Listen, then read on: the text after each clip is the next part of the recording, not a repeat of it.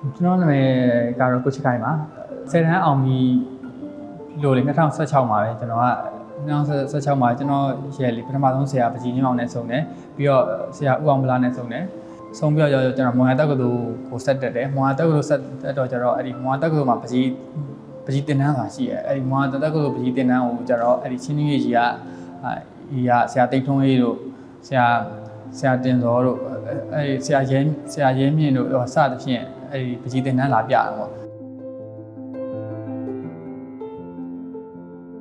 ကျွန်တော်ဆွဲထားတဲ့ရည်သေးပကြီးကားလေးတွေကိုသူတို့ပြကြည့်တယ်မင်းမှာပကြီးစားရှိရတဲ့မင်းစားရှိတော့ငါတို့နဲ့ပကြီးလိုက်ဆွဲကွာဆိုတော့ねအဲ့ဒါနဲ့ဆွဲတော့ကျွန်တော်ရဲ့2016ကနေ2022ထိကကျွန်တော်မောင်ဟာပကြီးဆရာတွေနဲ့အဲ့ဒီမောင်ဟာပတ်ဝန်းကျင်တို့ဖိုးဝင်းတောင်တို့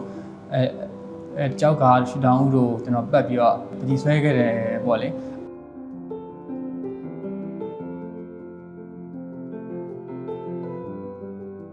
အဲ့ဒါနဲ့ပြီးတော့2000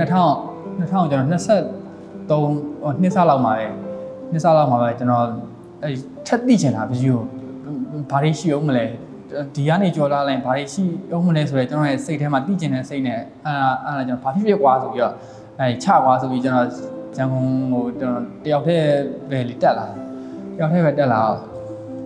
အဲ့ဒီမှာကျွန်တော် KFC မှာဝင်လုပ်တယ် KFC မှာဝင်လုပ်ရင်းနဲ့ကျွန်တော်အဲ့လမ်းပြောင်းတာပကြီးကကျွန်တော်ဘယ်မှာရှာဖွေရမှန်းလည်းမသိဘူးဘလူးစီမှာတင်ရမှန်းလည်းမသိဘူး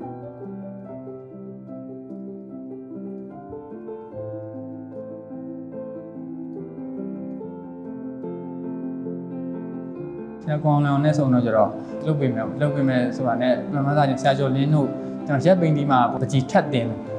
ပြီးတော့အဲ့ဒီဆရာဦးအောင်လင်းအောင်ရဲ့မိတ်ဆက်ပေးမှုနဲ့ပဲကျွန်တော်ကဆရာကြီး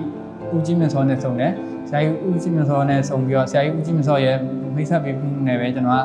အဲ့ဒီဆရာဦးဝင်းဖေးမြင့်စီမှာကျွန်တော်ပကြီးဆက်လက်ပြီးတော့တည်ယူခွင့်ရခဲ့တယ်ပေါ့လေ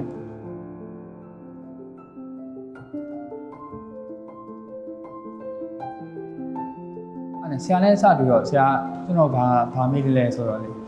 ဆရာချစ်ခိုင်နေမင်းကဘာဖြစ်နေတာလဲဆိုတော့ဆရာလို့ကျွန်တော်ဘာမှဖြစ်ချင်ဘူးဆရာကျွန်တော်ပဲဖြစ်ချင်ပါတယ်ဆရာဆိုတော့ချစ်ခိုင်တော်ပေါ့လေမလွယ်ဘူးလေတော်မလွယ်တဲ့ကိစ္စပဲတဲ့ဒီကနေ့ဆရာ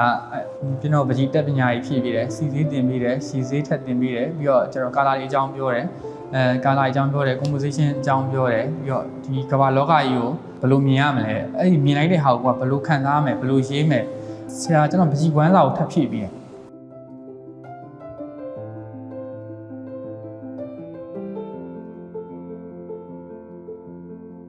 တယ်တရပေါ့လေကိုတွင်းထဲကို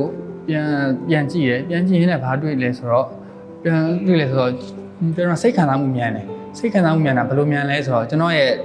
ဒီပေါ့လွတ်ပေါ့လေပဝင်းကျင်ဆိုလေပဝင်းကျင်ကိုကျွန်တော်လိုက်ကြည့်လိုက်တယ်ဒီပဝင်းကျင်လေးထဲမှာနေရာတစ်ခုအရာဝတ္ထုတစ်ခုရှုခင်းတစ်ခုကိုလေကျွန်တော်မြင်လိုက်ပြီဆိုလွတ်ပွင့်သွားပြီအဲ့ဒီလွတ်ပွင့်သွားပြီဆိုတာနဲ့အဲ့ဒီလွတ်ပွင့်သွားတဲ့ဟာကိုကျွန်တော်စိတ်မှာခံစားပြီးပြန်ထွက်လာတဲ့ဟာကိုကျွန်တော်ဖက်လွတ်လို့ခေါ်တယ်အဲ့ဒီဖက်လွတ်မှာအဲ့ဒီဖက်လွတ်ကနေထပ်ဆင့်ပြီးတော့ခံစားပြီးတော့လေစတိုက်ဖြစ်လာတဲ့စိတ်ခံစားမှုတွေကိုကျတော့ကျွန်တော် jet emotion လို့ခေါ်လိုက်တယ်ပေါ့လေဒီအချိန်မှာပေါ့လေကိုယ့်ကိုပြန်ကြည့်ရင်လည်းကျွန်တော် fat load နဲ့ jet emotion ကိုတွားတွေ့ကျွန်တော်ရဲ့ဒီ fat load နဲ့ jet emotion ကိုကျွန်တော်ဆရာတင်ပေးထားတဲ့ color တွေ composition တွေအဲ့ဒီ landscape ရင်းကြီးတွေနဲ့ပေါင်းဆက်ပြီးတော့ဒီပကြီးကားတွေဖြစ်လာတယ်ပေါ့လေ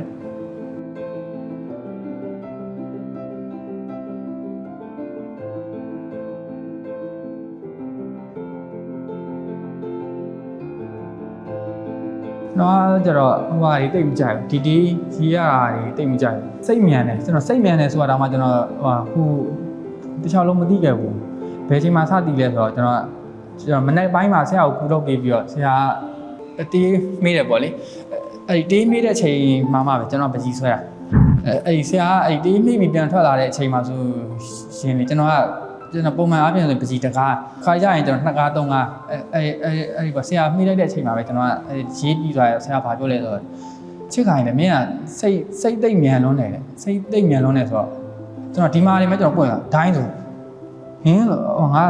ကျွန်တော်ဒီတစ်ချောင်းလုံးမှာကျွန်တော်ပကြီးဆွဲလာတာကျွန်တော်ရှယ်ကာရိုက်တာကိုလေကျွန်တော်လုံးဝမသိခဲ့ဘူးချစ်ခိုင်မင်းစိတ်မြန်တယ်မင်းကစိတ်ခံစားမှုအားသိ တိတ်ပြင်းလုံးနေဆိုတဲ့ဟာနေဆိုင်ပြီးကျွန်တော်ကိုယ့်ကိုစပြီးတော့လေသတိထားမိလား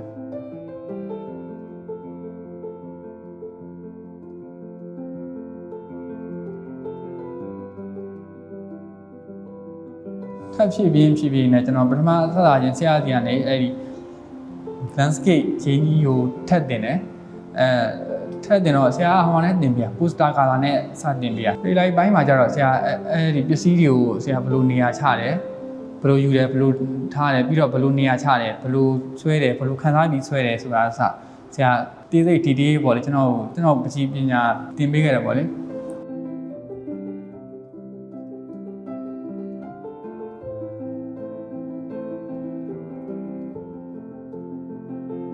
ကျွန်တော်စိတ်ထဲမှာကျွန်တော်ပကြီးဆွဲကြတဲ့စိတ်ပဲရှိတာစိတ်မှာကျွန်တော်ကအဲ့ပွဲလုပ်ဖို့ရလို့လဲကျွန်တော်ရေးတဲ့ကာမျိုးဒီလေမရှိဘူးကျွန်တော်ဒီကနဲ့ကျွန်တော်ဖက်လွတ်နဲ့ emotion နဲ့အဲ့ဒီဆရာတင်ပေးတဲ့ color တွေနဲ့ color composition တွေနဲ့အဲ့ဒီ landscape တွေနဲ့ပေါင်းပြီးတော့ကျွန်တော်ဒီတိုင်းပဲကိုယ့်အကူဆွဲလိုက်သိမ်းလိုက်နဲ့လုပ်လာအဲ့တည့်ရကြတော့ကျွန်တော်ရဲလေတငယ်ချင်းကျွန်တော်တငယ်ချင်းသူပြပွဲလုပ်တော့အဲ့မှာလာကြည့်ရင်းနဲ့ပေါ့လေလာကြည့်ရင်းနဲ့အဲ့ဒီကောလာတာအိုက်ကလာကြီးကကိုပိုင်နဲ့ကျွန်တော်နဲ့စကားဆက်ဆက်မိပြီးတော့ဒီပြပွဲလေးလုပ်ပြနေတယ်ပေါ့လေကျွန်တော်ပထမတော့ကိုလေးတိတ်မယုံကြည်သေးဘူးကျွန်တော်တိုင်းရေးလိုက်တော့တိတ်လိုက်ပဲလုပ်နေသေးတယ်အဲ့ဒီအချိန်မှာဆရာဘာပြောလဲဆိုတော့ချစ်ခိုင်းနဲ့မင်းအားတဲ့မင်းမျက်လုံးနဲ့မင်းဖြစ်နေပြီတဲ့မင်းကိုယုံကြည်ပါဆိုတာနဲ့ကျွန်တော်ဒီပကြီးကပြပွဲလေးဖြစ်လာတယ်ပေါ့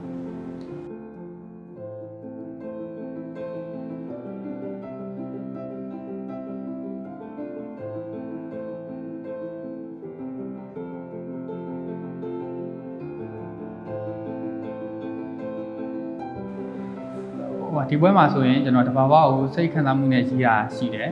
ပြီးတော့နောက်တစ်ခါကျတော့တဘာဝကိုပဲကျွန်တော်စိတ်ထဲမှာခံစားရတဲ့ကာလာတွေနဲ့ရေးတာရှိတယ်နောက်ဆုံးတစ်ခုကကျတော့ကျွန်တော်ကဒီရှေ့ရမြင်ကွင်းကိုကျွန်တော်ခံစားရတဲ့ကာလာတွေကိုကျွန်တော် flame ဆက်ဆန်ဒီတော့ပေါ့လေကျွန်တော်ရဲ့စိတ်ခံစားမှုကျွန်တော်ရဲ့ရေဟန်3မျိုးလောက်ပေါ့လေကွဲပြားနေတယ်ပေါ့ဟုတ်